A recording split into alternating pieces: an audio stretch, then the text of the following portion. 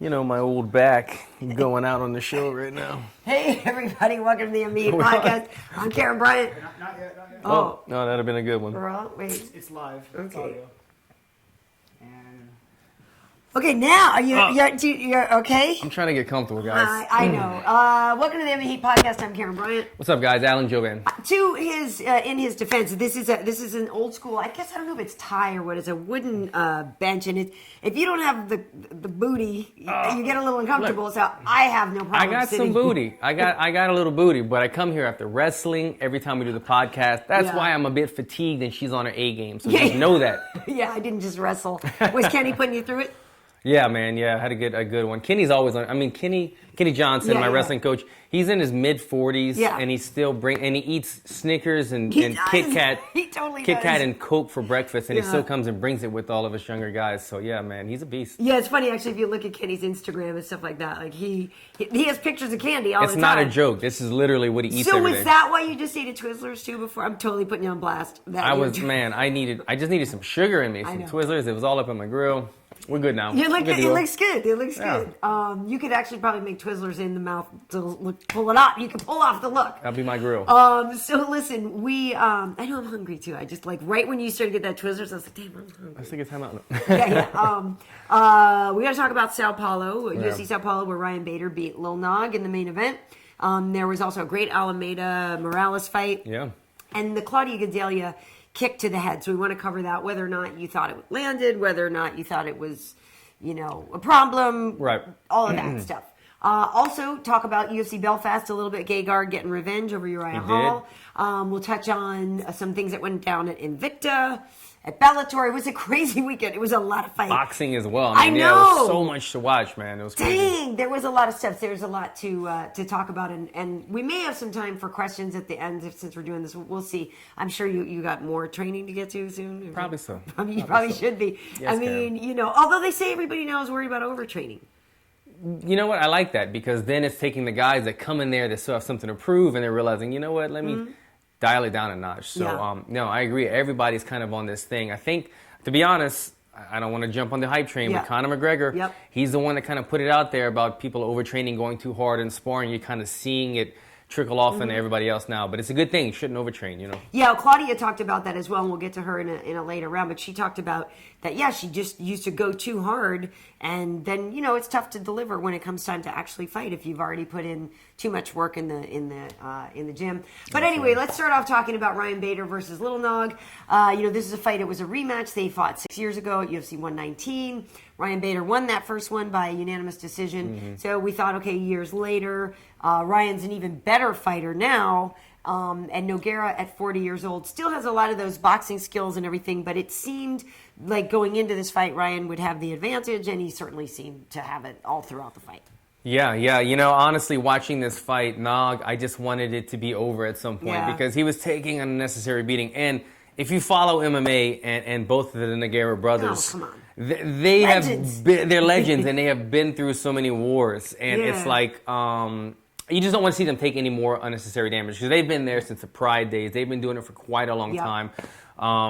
But you could tell that he wasn't there on his A game. Right. Nog was in certain positions. I remember watching the fight, seeing him in half guard. He had double underhooks in half guard, which a lot of times you want to get to your shoulder and sweep the guy or just get up, and he didn't do it. And he found himself a lot of times he was in that kind of precarious deep half position where he was eating elbows with Bader. And he elected to just kind of stay in that position, stay stagnant, and eat the elbows rather than scramble to his feet. And it just showed me that either the skills are starting to kind of diminish or he's getting a little bit older, getting tired. I don't want to see him take that kind of damage anymore. It's hard. And he this was the first time he'd fought twice in 1 year since 2012 or something. He's had different injuries that would keep him out, and he would only fight once a year. So this year he actually fought in May, and he beat Patrick Cummins, who maybe was a wrestling practice. Sometimes he trains with Kenny, I know. Sometimes he's over at Kings or whatever. Exactly. So, but he knocked him out, and so he was coming off of that momentum. So Nogueira had knocked out Cummins. Yeah. So he was coming off a win, and this was the first time in a number of years that he's fought more than once a year. So the question was like, hey, maybe now he's actually got the flow. He's feeling healthy and everything.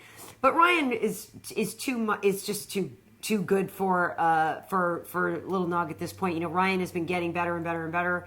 And, I know we joked about this at work, had DC, was teasing him, calling him the easiest fight in the division when he was really trying to put him down and say he wasn't ready for a title shot and all this. Right. But, that's tough. Ryan Bader is, shoot, if he's the easiest guy in the division, you got a hard division. So I don't think that's true. I don't think, Ryan is more well-rounded. Let's say Jimmy Manawa is climbing the rankings. He's doing really well, got great kicks and everything. But on the ground, I don't think, you can't compare Jimmy to what Ryan can do. He's an All-American. No, he's one of the toughest guys in the division. He's just been having trouble getting over the last hurdle. Exactly. Yeah. So when most people have trouble getting past Rumble Johnson. Guys like that. Exactly. You're trying to. He's not losing to easy guys. Exactly. And Glover Teixeira, he actually said this whole thing that he was fighting much smarter because when he went to Brazil before and he fought Glover Teixeira and he was doing so well and he was winning. And, I even tweeted this at the time, not to make light of the situation, but just to remind people to play defense because Bader was in there smashing him and, Glover was against the cage, but Glover just all he needs is that counter punch. Yeah. So Ryan was winning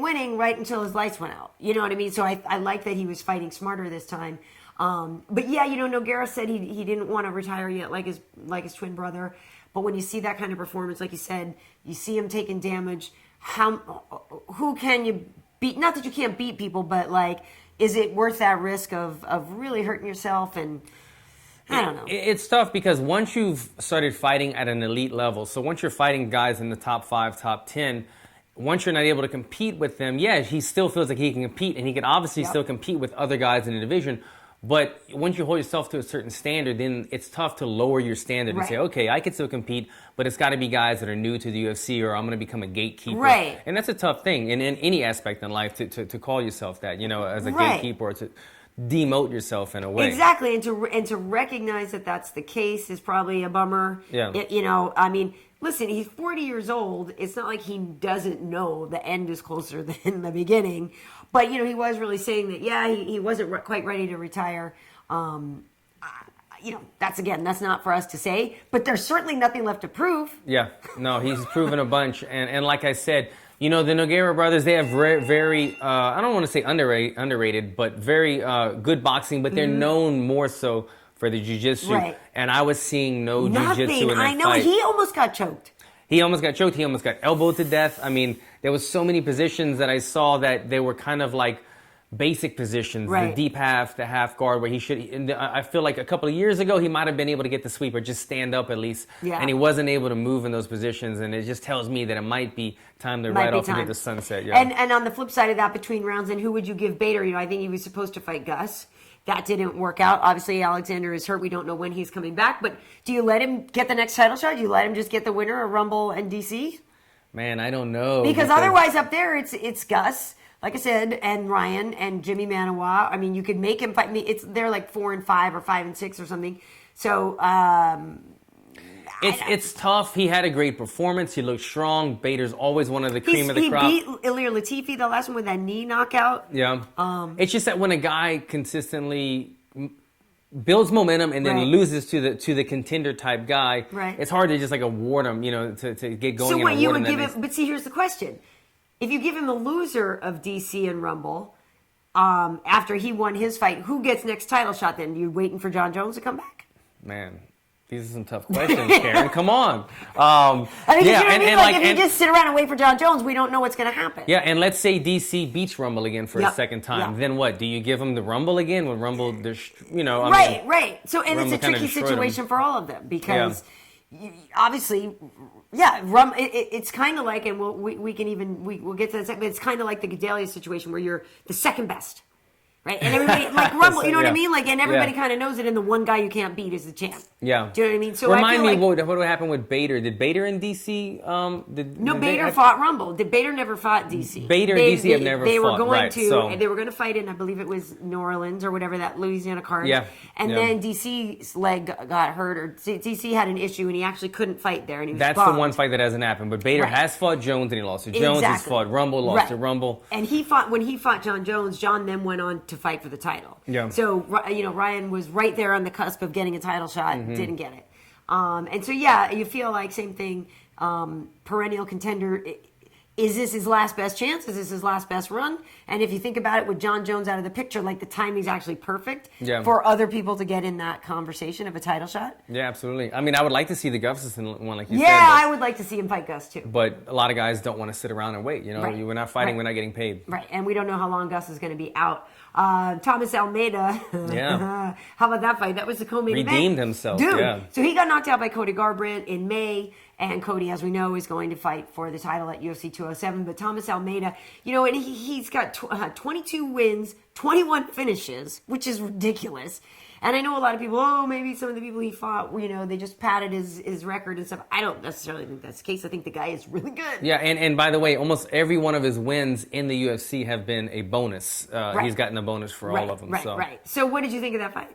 Man, you know, it was a big step up, first of all. His for opponent, Morales, who's he's only got 7 fights. 7 fights. He's a local guy. He's actually fighting out of Rosita, which is where I live. He's a very local. The Valet. Yeah, he's from LA. He's a guy that fought in the RFA alongside me, and to step up. Okay, this is Morales. Morales came in the UFC. His first fight was a draw. His second fight, he takes on Almeida, who's the number 1 or 2 guy in the world. Yeah. In the co-main event. Actually, he's not. He's ranked number 11. Which is crazy. Okay. Yeah, but the bantamweight division it's funny because I think if you think of him as much higher, before this fight, Thomas Almeida was ranked number 11. I was thinking that he was the number 1. Because he looks, that's he's insane. not.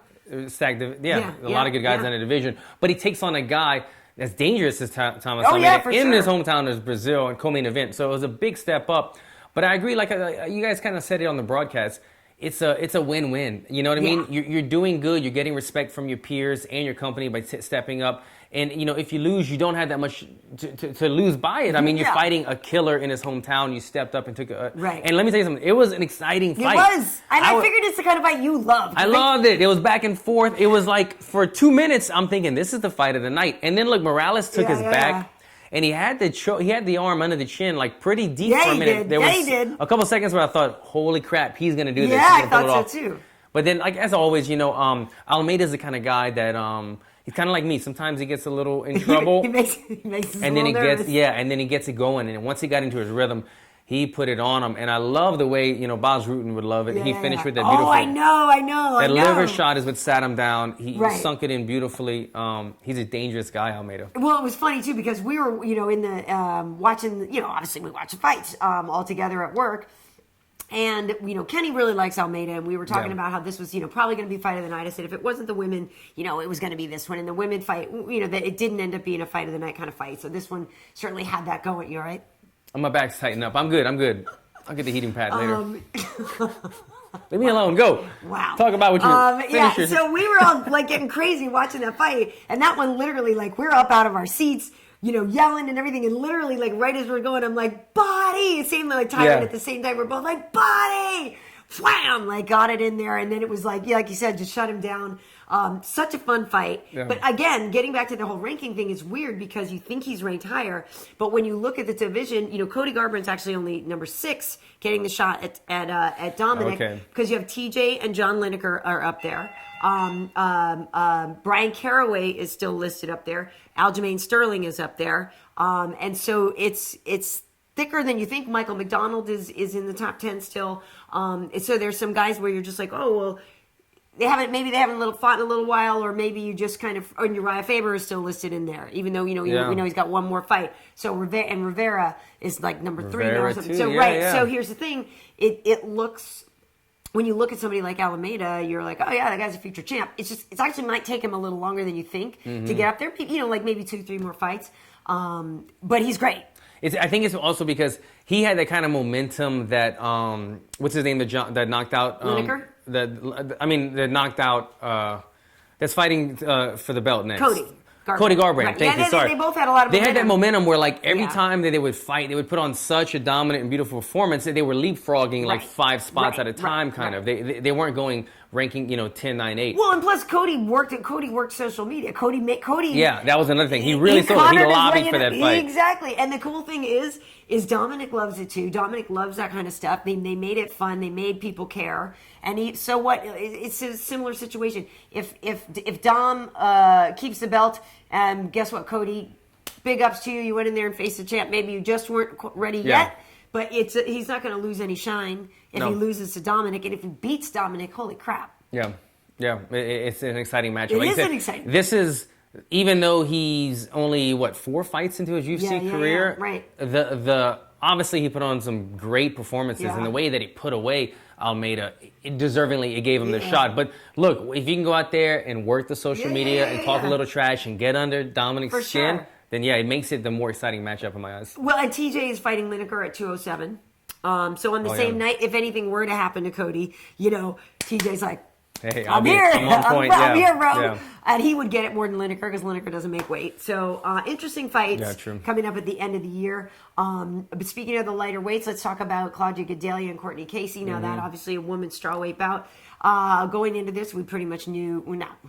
You don't know, but Gadelha has every reason to win this fight. Yeah. You know what I mean? The only person she's lost to is Yana. The champ. She's lost to her twice, and a lot of people think that first fight was Gadelha's. It was close, very close. So going into this is what I was saying before, like when you know you're the second best. I mean, I'm not saying she's calling herself the second best, but most people say, look, you're the second best strawweight we have. You need to prove it in your fight. Right, you need to prove it, and she changed her camps this time. She's usually with Novo União in Brazil. She came to the States, and she trained in the States, and she trained with Chris Luttrell, and she did some sparring at Jackson Wink. So she trained at Elevation. She really thought that would help her with her cardio and all this, and that she was just doing things differently because she said she used to overtrain. And if you notice too, she used to be a lot more muscular. She used to be a lot bigger. She looked leaner. She looked like her cardio was going to be on better point in this fight. And I thought she looked good. But my question to you, and I'm yammering. We were talking like if you go to a new gym. And so now you have new coaches teaching you things. How hard is it for you while you're in your fight to be sitting there going, okay, this is how I usually used to fight on my instinct, but my new coaches told me I should do this? Because it looked like maybe she was thinking more. Yeah, and I want to say to add to that, I thought a couple things. Physically, she didn't look as ripped. Normally, I'm used to seeing her post pictures on Instagram with the 8-pack, and her abs are still pretty good. She might have still been doing that, but she didn't. Mirror, she normally had like traps and like all these crazy muscles that I don't even have. So she seemed like she toned down the body a little bit. She looked good in her fight, but I don't think she looked like supremely impressive, especially for being the number 2 girl in the world or whatever. Going to a new camp, pros and cons about it. Okay, pros. You're learning new stuff and it's exciting. It becomes exciting again because all of a sudden you're learning new tricks to add to your arsenal, and it's a new energy. It's like going anywhere, somebody's really excited about you for the first time. So you feel like, wow, I'm the fighter that I was, plus I have all these new weapons, new coaches, this great energy. It's the best place it could be. The cons about it is that once you go to a new camp, it realistically takes a certain amount of repetitions for it to be, as I like to say, kind of programmed into your DNA. For sure. Because you're doing something, you're doing it for a couple of weeks, depending on how many times she was working with this coach. Like, let's just make up a number. It might take 2,000 reps for you to master the rear naked choke. If she only had one camp, she maybe only put in 500 reps. And I'm just using this as an example. It takes a couple camps, a couple fights for you really to get in the flow of what your trainers want you to do. And like you said, you could do it. You can still execute the moves, but a lot of times you have to think about it. You're in the fight, you're thinking, okay, they wanted me to circle right. They wanted me to keep this hand up. Right. Whereas 2 or 3 fights from now, that's when we'll really see the benefits of it because it'll be programmed in her. She's been doing it every day for months and months and months, and now it's programmed. That's the way she moves. So it'll be interesting to see how well she does moving forward. And I like the fact that she's evolving, leaving her hometown of Brazil and going to a power camp like that. I think that's hard for her, though, because she's so Brazilian, and she kept talking about how much she loves Brazil, and she's not really leaving, and she's not ready to leave. She carved the Brazilian flag. I saw that, She wanted to make sure. So adorable. Everybody loves her at work. When she came to the studio, everybody, guys and girls, everyone's like, Pudge is here. She's adorable. But the question for you is, do you think that kick landed? Courtney Casey in the 3rd round, Courtney reacted as if it had really landed. And if it had, I mean, we were all like, oh my God, like that's terrible. A head kick, like that's awful. I hope she's okay. But then as they showed the replays from different angles, it didn't really look like it landed, and it looked like maybe just sort of glanced by, and it mostly hit the ponytail top knot. Right. And then people kind of turned on her like, oh, well, so she's faking. They were like booing her. She's a former soccer player, like faking. Do you think it landed? Yeah, it did land. It's funny because at first when you saw it live, I was like, oh, no, like, she just kicked her in the face. And then as the replay showed, it wasn't a great angle, and it looked like it didn't even hit her. But If you look closely, like the foot was redirected. Maybe it was only the toe, and maybe it only hit like in the hairline part, but it still hit her. And so the impact kind of shook her up. But you made a great, interesting point that it's funny that she is a former soccer player, so she might have been playing it up a little bit. They're You know really what I mean? good. In general, they're really good at playing off. Like, she was taking all the time. But you know what? Like, this is us speculating because you never we weren't know. there. I don't know. And we didn't get kicked in the head. Exactly. You know what I mean? Just because it hit in the head and not the face doesn't mean it didn't kind of like crush her neck a little bit or kind of tweak her. You know, it still didn't feel good. Yeah, and somebody was saying that, oh, well, then, I guess you mean she's faking. No, I don't know. And believe me, like, her honestly, too, even if it hit the braids in the top knot, her hair is braided in real tight. So it's a tight connection to your head. Even if that got kicked and, like, yanked your head weird. I don't know. I mean, and Claudia ran right over to her like, oh my God, you know. I think she thought she did. But they didn't take a point away. I know some people are like, well, why did they take a point away? Well, if I guess if they thought it didn't really land, then there's no reason to take a point, right? It didn't look like, I don't want to say not intentional. She meant to kick her, but to Claudia's defense, it kind of looked like she was coming up to it did. Well, if you really for a takedown, if we zaprudered this video, like the timing of when her hands actually come off the mat, like it's really close. It's close, really, really close. I think she left her hands down to be safe, but it looked like she was coming up to grab her, so she was thinking, like, I'm just gonna kick this chick. So, and that's the thing. Gadelha has that like beast mode out, like of course, just naturally, she's like, oh really? Yeah. Smash. So I didn't think it was an unsportsmanlike, from Claudia. Right. And so maybe who would you put Claudia with next? She says she may want to fight Carla Esparza, the former champ. Obviously, she could fight Carolina for a title eliminator. That would be and meanwhile, an interesting fight. Joanna just waits, I guess.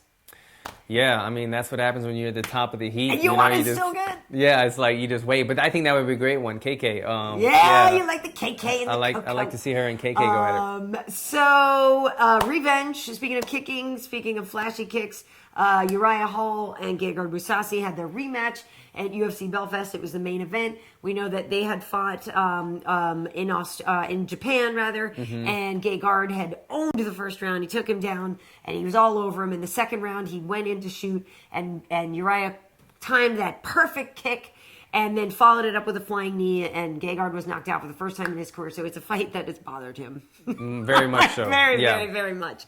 And, Gegard going into this fight was ranked number 5. Uriah was number 10. Mm-hmm. It's one of those fights where it doesn't, quote unquote, make sense for your career. Right. You have more to lose for Gegard if he loses this guy again. Like, if you lost to him again and then your rankings go down when you're getting really, really close again, and people are finally...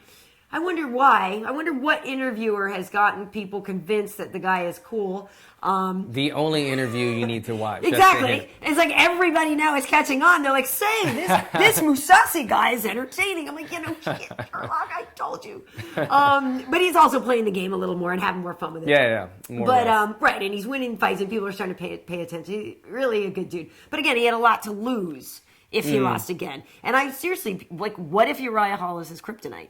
What if that's the one guy, like Shogun and Dan Henderson? Shogun was kicking his ass in the second fight, right up until he wasn't. Like, what if there's the one guy that you're destined to lose to? That would have been horrible for Mousasi, but he knew deep down inside, like in his interviews, Mousasi was saying, he was like, if you're a real MMA fan, you know what's going to happen. You know what was happening in the fight. I got caught, but I was dominating 99% of the fight. A fluke. Yeah, he called it a fluke. I mean, it was excellent timing by Uriah Hall, but he's not going to do that 9 out of 10 times. He'll probably land that kick 1 out of 10 times. But I found it interesting going the beginning of the rematch, Uriah Hall right away starts kind of feinting that he's going to throw the spinning back kick again, and just to see how Mousasi's going to react. And he feinted a number of times. He threw it a number of times. He was really, I don't know if he wanted that perfect highlight knockout again or if he was just kind of mentally trying to mess with him to keep his distance. But once Mousasi got a hold of him, man, he is a hard guy to get off. He just yanked him down. But he did. He threw a couple of kicks and he blocked him. Because that's very powerful. Those are really good kicks. But he took him down, and that's what he had done in the first fight. And he didn't call it a lucky kick, but he's a fluke. If we fight 10 times, I'm gonna win 9 out of 10 times. Maybe once he'll land that kick. Afterwards, it was very cool. Like they put a lot of pictures out on social media. Like they were, totally hugging it out, and they're cool with each other. And there was never real animosity. It was just that he's like, look, I got to get this fight back. Like it drives me up the wall that I lost to this guy and I lost this fight. It really makes me crazy. The question is, so, Gegard, he's like, hey, how about a title shot, folks? We know, obviously, that Yoel Romero just won, and Yoel will probably get Bisping. Right. But, Gegard is making a nice argument, too. Maybe you could put Gegard versus Luke Rockhold. Right. Luke was supposed to fight Jacare this coming weekend. That fell apart because of Luke. Gegard and Jacare have already fought each other. They're 1-1. They fought once way back when. They fought twice. Yeah, they fought okay. twice. So Gegard won the first one, and then he lost the second one. He was like, oh, I remember. Gegard knocked him out in Dream with that up kick. Yeah, And the second fight, he's like, he's like, I'd suck because I just was not in the mood to fight that night. He just was burnt. He had too many fights close together, and he just didn't show up for that fight. Second fight with Jacare. Yeah. So you could do the rubber match, but I kind of want to see Luke and Gegard. Yeah. If not, obviously Gegard and Bisping were supposed to fight before, but Michael ended up fighting Anderson. And Gegard fought Talis Leitchis instead. But Michael and Gegard were supposed to fight. So it's interesting. I don't know what's going to happen with that picture, but I'm happy for him to get revenge. And now he has one fight left on his contract. But he says he's gunning for the title in 2017. He has one fight left on his contract. Normally, we renegotiate before the last fight. Right. So he's probably going to renegotiate now. Yeah. So maybe it was a good idea. They said, you know what? Fighting in the rematch that he just fought in might have been a lose-lose situation. But in his mind, he's thinking, you know what? I could beat this guy 9 out of 10 times. Right. He got his one victory. Right. I'm going to main event. I'm going to beat this guy. I'm going to get my momentum going. I'm going to re-sign my contract for more money. And it's just going to start my lobby, my drive for the title. You're right. He's in the driver's seat. His stock definitely just went up after this fight. Sure. I think the appropriate title fight is happening with Bisping and Yoel. I think and like you said, I think Luke Rockhold and Mousasi would be a great fight. Really good fight. And I don't know what's going to happen, the outcome of these two, but man, I think a very intriguing fight is Mousasi versus Bisping. Because these are two guys that are like, they're a lot of pressure, a lot of really good boxing, very good cardio. Yeah. Michael has actually really good wrestling. I think Mousasi's probably the overall better grappler, but Michael has really good wrestling. That would be a really intriguing fight that I'd love to see. I think so too. And Michael's also hard to get down. Yeah. Like, you know what I mean? I would really like to see that for a lot of the same reasons. I think that would be great. But I also think Yoel has wrecked everybody. You know what I mean? It's hard not to. Yeah. And their back and forth was so great at 205. Yeah, that was fun. And like the thing about Yoel that sells for me is he has the factor that he's scary. Okay, like I don't just mean scary looking, totally but like to me the thing that gets me out of my seat when I'm watching fights or as a fighter is like the fear factor. I appreciate technique, I appreciate the beauty of the sport, but when there's somebody that's doing things that you're thinking, holy crap, that could have put my lights out, that could have ended my career. Yeah. The fear factor is brought in, and that's what he brings to the sport, and that's why. Yeah, it's like he's a must-watch TV whenever he's fighting. For sure he is. And that was the whole thing. Like, when you see the replay of what Chris... You're like, oh, my God! What did he just do to Chris He's such a beast. And he's 39 years old and he's still able to move like that. And he's also, he's an interesting guy. He's very, friendly and stuff. He's very spiritual. Yes, he's very spiritual. But when you talk to him, like, when you interview him, he's like this gentle giant. Yeah. I don't know if that's just like a played out analogy, but he's very kind to us whenever we see him, and he's very friendly. And then he shows up in the like, oh my God. Yeah, it's almost like So he's excited about what he's able to do, because he's not like you said, he's not a mean, cocky guy, but when he gets in there, he's just like, I could do things that you can't do, and at some point he shows that almost every fight. Soldier of God. He's amazing. Meanwhile, I'm peeling off my nail polish. I'm sorry, I've got a gel manicure, and the time is up on it. Acrylics. No, they're not. These are real nails. I don't even know what that means. You don't even know. These are real nails. I don't use acrylics. Not that there's anything wrong with that. No, but I got this done before I went to New York and stuff, and the time is up on it. So I'm just sitting here peeling it while I'm listening. I'm sorry, that's rude. But so the question to you is, there were some other fights going on this weekend. As we said, it was a big deal. Michael Chandler and Benson Henderson. Yeah. That suplex, though. Beautiful. that was pretty much the most perfect suplex I've seen in a while. The way he followed through, I mean, he looked all the way back and continued to go. He didn't kind of give up halfway and go to the side. He did a backflip with that suplex. It was amazing. The thing that stood out in that fight, though, was the amazing first round that Michael Chandler had against Benson Henderson. I mean, a dominant first round. But other than that, Michael Chandler dominated the majority of the fight. I gave him maybe 4 rounds to 1 or 3 rounds to 2. Benson definitely got the last round, maybe another round. But at the end of the fight, you would never know it because Benson still looks smooth as a criminal. Yeah, he is. And his opponent was just beat up. I mean, he was black eye. He had a massive cut right here that he got in the 5th round. Chandler was really beat up at the fight and very gassed. I didn't think he expected Benson to be so durable during the fight. I mean, you saw Chandler take out Pitbull in his last fight. And after watching that fight, I thought Michael Chandler is one of the hardest hitting 155ers in the sport right now. The way that he knocked him out, he's so fast and so powerful.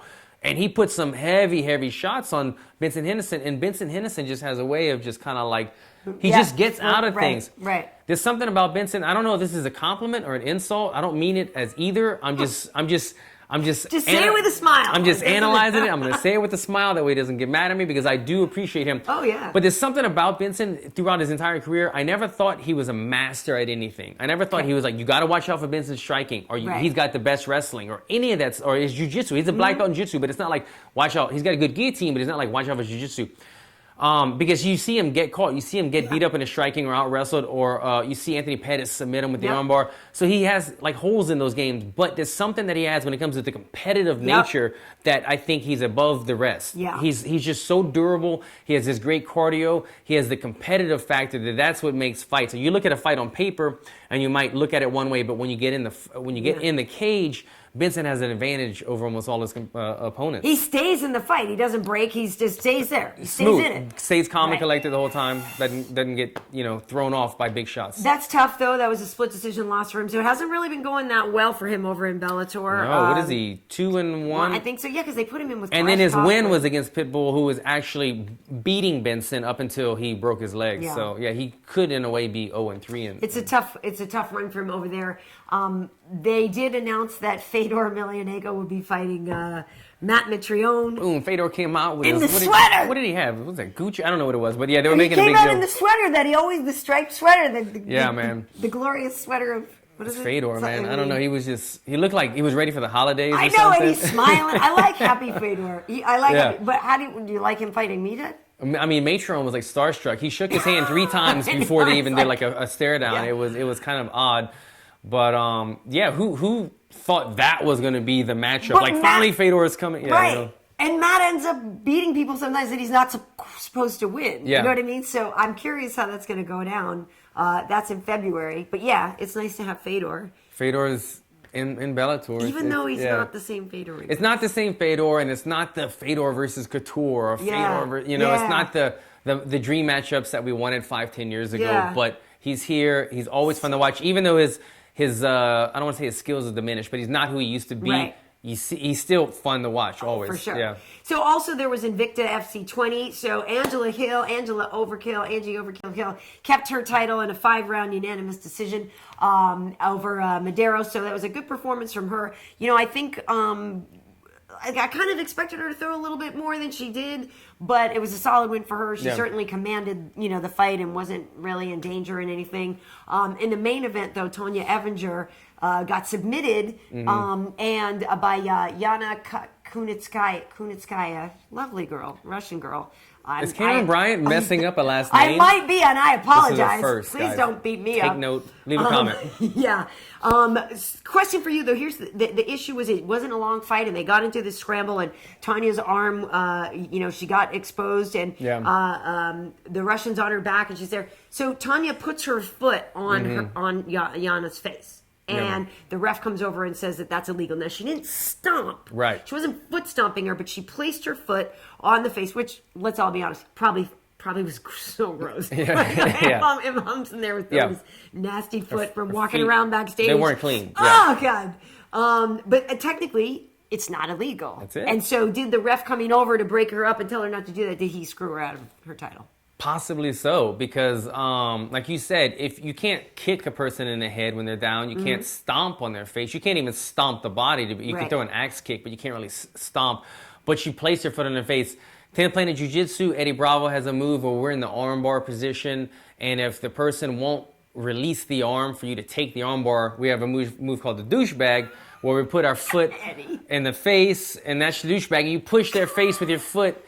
And then he even has one called, I think, the epileptic douchebag, where you just, you like, kind of like stutter, kick their face. Yeah, this is Eddie Bravo. Keep it in PC. That's a shout out for you, man. Eddie. Yeah, he's got all kinds of crazy stuff. But anyway, the douchebag, foot in the face, it's not illegal. It's a douchebag move, but it's not breaking the rules. She should have left it there because that was a, we're kind of trained to break arm bars that way. We're trained to defend them that way. Is Eddie cornering you up in Sacto? No. Because that's all I want to hear is from the corner on the TV. Douchebag! Oh, the douchebag. Yeah, no. Eddie, he's my jiu-jitsu sensei master, but he doesn't come to the corner. Who's cornering you? My same team. Julio Trana, Kenny Johnson, and then my strength and conditioning coach, Taylor Ramsdale. Nice. And Julio is in Australia right now because Danielle the little Taylor, teeny tiny Taylor is fighting. Yeah, this is going to be a good one. You know, her pro debut, Danielle Taylor, my teammate, she fought the number 11 ranked girl in the world in her UFC pro debut. And the girl was like... Christina Stanchu, right? It was Stanchu, yeah. The girl's like 6 feet tall. Danielle Taylor's like 4'11". She's tiny. It was like such a huge reach disadvantage. Yeah. And the girl, it was just a very kind of a slow fight because of the height discretion. Right. So Danielle's fighting another girl, an Asian girl who's identical physically to her in terms of height and everything. So look to see a different Danielle in this fight. Should be exciting this weekend. Yeah, well, that's this weekend, and that's in Australia, and I will be working those shows on Fox. Nice. Gil Melendez coming back to work with us. We haven't seen Gil in a little while. Yeah. And the cool thing is, I don't know if you saw Gil's wife. His wife. Dude, just sat her butt down with that punch. Good-looking girl, knows how to fight. Yeah. Her husband's a badass. Yeah, you got to crush. Melendez is. I'm saying the Melendez are winning. That's all. No, I know. She is. She's adorable, and she like literally that punches. We were watching. We had a lot of stuff going on. We had the Andre Ward fight going on. We had a lot of stuff going on at work. But she comes out, and I was like, all right, this should be good. I'm trying to interest you. Okay, it's over. And it's funny because Gil, Gil, he's a pressure striker and whatnot, but Gil's kind of known for his grappling and stuff. Yeah. And his wife, she's a badass striker. She was fighting, I think it was kickboxing or K1. She was doing a lot of kickboxing. That was her... I want to say it's her MMA debut. I think it wasn't because she was like excited to do it, but she wanted to play the whole game. Right. You know what I mean? She didn't want to just go in there and have a kickboxing match, but she didn't even have the... She capitalized on it perfectly. That's like ideal. Yeah. That poor girl didn't know it hit her. I think it was the only punch she threw. I think she just slipped. Well, you saw it land, and the girl just went... Crumbled her. Yeah, she did. The ref jumped in, saved her. Yeah. That was awesome. Yeah, they did good. No, that was... I know it sounds terrible. Like, just awesome. Awesome! Yeah. Not so awesome for the other girl. But that was cool, yeah. But I'm excited to see Gil this weekend. I really like him, and I haven't seen him in a while. Good guy. So do we have any questions? If so, because we can wrap it up soon. I don't know if you need more sugar. Is your sugar? Are you bottoming out? Or you need another Twizzler? Oh yeah, I don't know. Did you see the thing with Cowboy? He put out Cowboy's making a movie or a TV show for Netflix. Oh, is it a movie? It's a show for Netflix called Godless. Well, anyway, he put this thing out on Instagram, and his eyes all like closed over and trashed, and people were saying they're like, well, wait a minute though. The last post on his Twitter, he said, "Let's go hunting," and then the next picture, the hunting thing was like a day ago, and like it was like, dude, he put his own eye out. But I tweeted as like, I think are we getting punked or is this real? But yeah, he is working on a show, like a Western show or whatever. But whatever, their special effects person, really good, yeah, looks amazing. But it's a giveaway because he says, oh well, I think I'm still gonna be able to fight on December 10th. Like, yeah, and it was like the eye was like The Walking Dead, okay, like when your eye gets shot. And like a month later, you have this like odd eye or something. But like if that would have just happened, because you still had like fresh blood, it wouldn't have looked like that. But I had to look at it for a couple seconds, and I was trying to see like where's the background? Is he on a movie set or is he in a gym? Right. Trying to figure everything out. But it looked good. I said fake right away. Yeah. Speaking of being on set, how should I do this? Who's going to be on UFC tonight? It wasn't usually this guy. Finally. It only took a couple years, but it's finally happening. Well, it'll be interesting. I don't, and the thing about it is... who's going to be working? I was just going to say, it's me and Kenny and Bisping. Okay, Bisping can do that. Because DC is still training for his... So he's already taken off for the camp. Yeah, DC hasn't been there. We don't have one this week because it's Thanksgiving, but we will be doing Tough Talk, so you guys definitely want to tune in for Tough Talk still. We're going to have Joe B is going to be on with us, Coach Joe B. And that's always a good time. So, but the week after, this guy's going to be on UFC tonight. So a lot of time they have Kenny and Mike do the interviews. You know, even though. I mean, she's got the inside scoop, but whatever. But I know you're going to represent well. I'm excited that you're coming on. Me It'll too. Be fun. I mean, this was like my goal when I got into the UFC. I was like, all right, now I need to get on UFC tonight because I recorded, I DVR'd, I watched it every week. I've been waiting to get on. Finally, I'm on there. Boom. It'll be good. And I'm working with Michael You know you're going to come tomorrow. in so fresh, too. Like, what are you going to wear? Do you know what you're going to wear? You know, it's like, do I just come in casual? No, dude. Or do I, you know, Pimp it up. Like, Anthony Pettis came in a couple weeks ago, and I remember he had like a nice little tailored suit on. Good. Hey, calm down, Karyn. I know I'm married, but... Wade is sitting right here with headphones on listening to her. I'm not mad at Anthony Pettis I'm came sorry. in. That dude looked sharp. He was looking sharp, man. So, yeah. But here, I would tell you, come in sharp. Don't come in pimped out because it's nice when people get to see that side of you too. Yeah. And let's not forget you are a model and this and that, and you're going to have a lot of eyeballs. William Moore, you want a lot of people to see the best version of you they can, the which is side. exactly the superstar side, which will be fun. But I think you'll have a really good time. Question for you guys, the fans, as you heard, Fighter and the Kid is not going to be doing their stuff at Fox anymore. And we were thinking like they should do our podcast over there too. Spot. So I'm thinking you guys should just tweet, at UFC and Fox, at Fox Sports, at FS1. That couldn't hurt. And tell them that you guys would like our stuff to be up carried there too, because it'd be fun. That'd be cool, man. I mean, we would keep it real though. Yeah, I mean, just to be able to do it at Fox Studios and have them pushing us. And you wouldn't be sitting in this uncomfortable wooden chair. They would give me a cushioned seat, which is all I asked for. I have a TV tray and a wooden chair. I come from 2 hours of wrestling and an hour drive, and Karyn gives me this. I could barely get water with ice. This is how we work our core muscles out. We sit up straight and we work. Honestly, I'm joking. They give me ice water every No, and I do. Yeah, ice water. You get a dog tongue bath when you come here too after the gym. She's usually very kind to you. Yeah. Are there any more questions here before we wrap it up? But I am excited to have you on. Regardless, obviously, Kenny and Michael will have a blast with you because they really like you too. Whoever does the interview with you, I'm sure you'll have a good time. It'll be good. Yeah. I'll come sharp now. Yeah. No, come pimped out. Pimped out is always good. How are we looking on there? Yeah, okay. People call out fights and stuff. People calling out, all right. Random whatever. questions. But yeah, so we are less than a month away from your fight. Folks, Alan is going to come over for Thanksgiving dinner here at Bryant, H.E.A.T, and come hungry is all I'm going to tell you. I'm still a month out, and I don't have that horrible of a cut. Yes. So I'm going to come. I'm going to eat a lot of food. I might chill out on the wine and all that. But yeah, it'll be good. I'm looking forward to it. More for me. It'll be fun to have you guys Food coma, over. watch football, the normal football. Thanksgiving routine. Exactly. It's going to be really fun, but we're happy that you guys can come. I'm happy to come. This will be good. So we'll have that throwdown. And then, like I said, Friday, hopefully my call time isn't too early because I do drink. Yeah.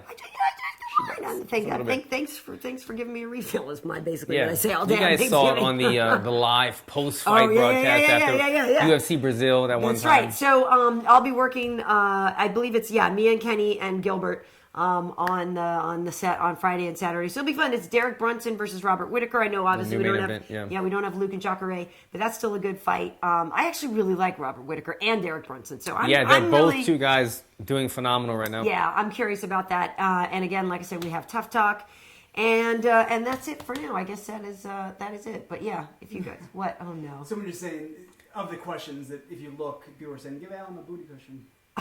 I know. You know what? I mean, and I've got booty. Next time we can put one of these down. Whatever. She's a girl. She's a black girl. She got a little booty. More booty than me. I got a little junk in the trunk. But like for a white guy, I got booty. I'm telling you, I got some booty. But man, 2 hours of wrestling, sitting in traffic in LA. I come here, I sit on the wood. Poor Alan. Yeah, it's tough. What? Oh, yeah, we just found out, too, before we recorded this, that Sugar can't fight at 206 either. Man, it sucks because I feel like we keep talking about how much we love Rashad fighting, and it's just not happening for him. No. So I know I know he's fine. Like, we've talked about it, and I know he's fine.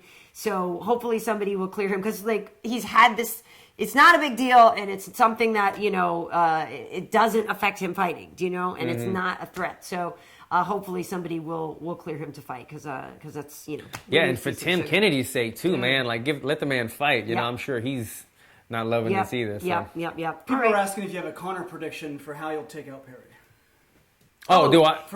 You Connor, you play the role of Connor. I'm and playing talk the role of smack Connor. about- I have a Arr. fur coat somewhere if you would like a A red Gucci. I need a red Gucci fur coat. You know, Yeah. that's what he was dressed No. by Gucci. That No, he was dressed like Joe Frazier. He had the red shirt and the white fur coat. Oh, it was a white fur. It's a white fur coat. But it was Gucci. Yeah, It yeah, was yeah. all No, yeah, Gucci. for sure it was. Is there a Mystic Jouban? Can Mystic Jouban predict? What Yeah, you know what? I'm gonna let Connor be Connor. I'm gonna let me be me. I'm gonna stay true to myself. I see myself picking them apart. You know what? I'm not thinking it's an easy fight. I think Mike Perry's a tough guy. But as you saw on the Ultimate Insider, it aired. They did a special on both of us. It aired last night.